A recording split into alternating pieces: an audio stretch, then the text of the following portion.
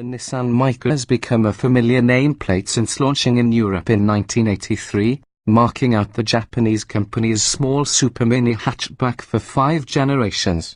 It's an established rival to the Ford Fiesta, Renault Clio, Vauxhall Corsa and VW Polo.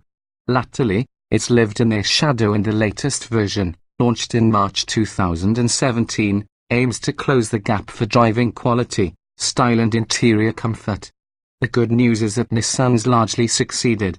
The newcomer is light years ahead of its moribund predecessor in every department, as our Nissan Micra review demonstrates. A very modern supermini, it's worth noting that the Micra is replacing the Note Mini P2, which may help explain its monobox silhouette, which apes that of a small people carrier in the Honda Jazz, it must be said.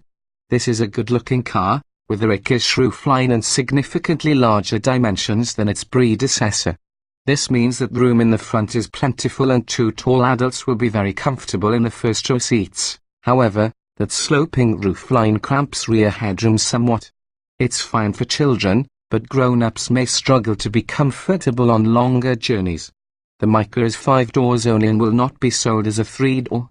Driving impressions, as well as a modern, on-trend wardrobe. The latest Nissan Micra has made giant strides in the driving department.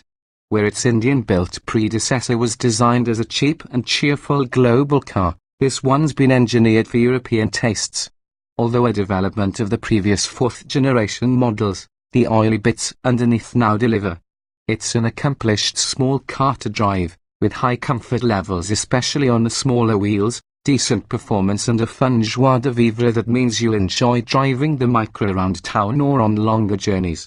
Choose from a pair of 3-cylinder petrol engines, a 0.9 turbo or 1.0 litre, and a 1.5 litre diesel 4-cylinder.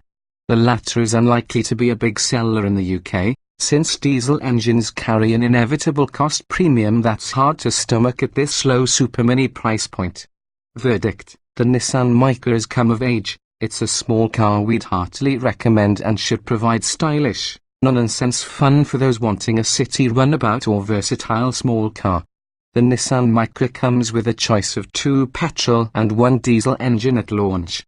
In time, we expect a hybrid petrol engine to be added as additional engine options are introduced. For now, you can choose from a 0.9-litre 3-cylinder turbo engine, whose 90 horsepower makes light work of most acceleration with 0.62 miles per hour taking 12.1 seconds. Only if you encounter steep hills or regularly carry 4 passengers and luggage will you wish for extra thrust. It's impressively refined, lacking the characterfully loud triple-cylinder thrum you'll find in a VW Group equivalent. The sole other petrol engine is the non-turbocharged 1.0-litre developing 73 horsepower.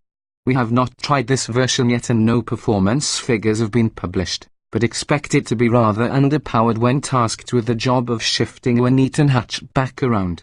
There is an admirably refined 1.5-litre diesel as well, but this is likely to be a niche player in the UK, where a higher price will hamper its attractiveness even if its 85 GkM CO2 rating and 80 miles per gallon plus economy appeals. On paper, its 11.9 seconds 0.62 miles per hour time makes it the fastest model of the range and its fulsome pulling power means you change gear less often. A sweet shifting, unobtrusive, 5-speed manual transmission is the only gearbox offered for now, but Nissan is developing a CVT automatic for those who prefer to have cogs wiping done for them. The Nissan Micra is based on the heavily updated engineering platform of its predecessor, beefed up to improve ride and handling. It's worked. This is a small hatchback that you'll take pleasure driving, whether around town, where it's nippy and easy to thread through gaps in traffic, or on the open road. This is more than can be said of its predecessor, which emphasized cost-cutting over corner carving. Show the new Micra a series of bends and it's actually remarkably enjoyable to punt along.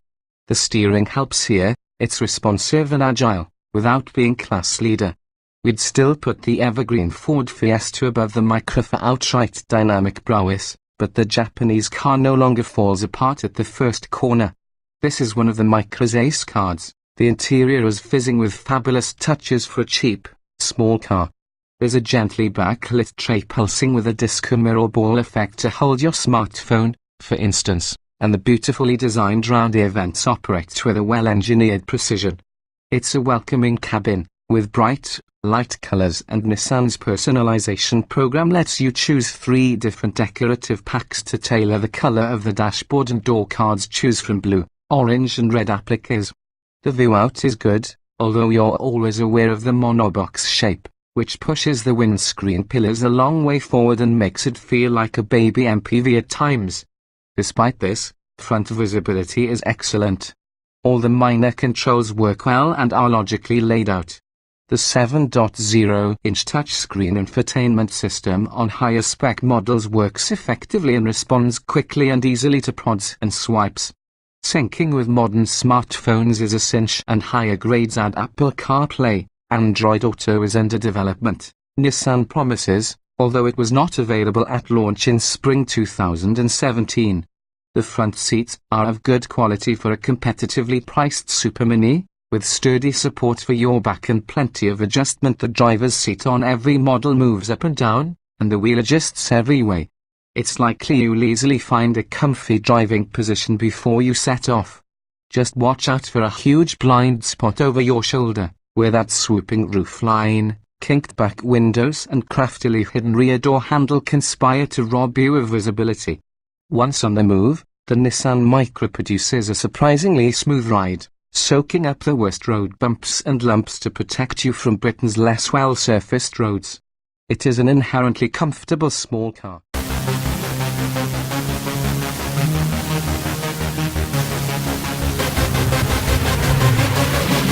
Yeah.